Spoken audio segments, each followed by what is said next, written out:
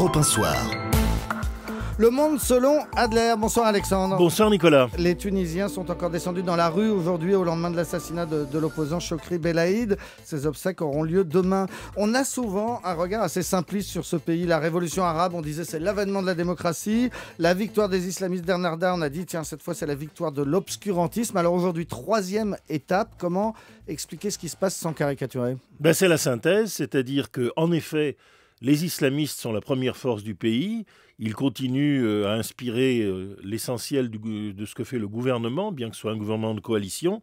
Mais les islamistes sont contestés et, ce qui est encore plus intéressant, par la rue, c'est-à-dire là où ils ont eu leur plus belle victoire. Et donc, personnellement, je vois les événements dramatiques qui se sont succédés comme la revanche de la Tunisie réelle sur la Tunisie islamiste. Avec quelles conséquences pour les pays voisins, les autres pays des révolutions arabes ? Sont évidemment énormes, mais disons que d'abord, en un mot, la Tunisie était le pays qui avait à la fois un système despotique complètement dépassé au Maghreb, que ni l'Algérie ni le Maroc ne connaissaient, et la société la plus européenne.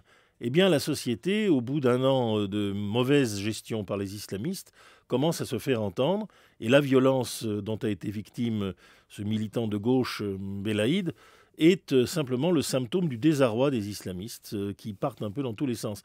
Désarroi qui est énorme puisque c'est un gouvernement de technocrates qui comprend une majorité de non-islamistes, non engagés, qui a été instantanément amené à essayer d'empêcher le cycle de nouvelles explosions. Les conséquences pour le Maroc et l'Algérie, je pense qu'Alger comme à Rabat, on se frotte les mains.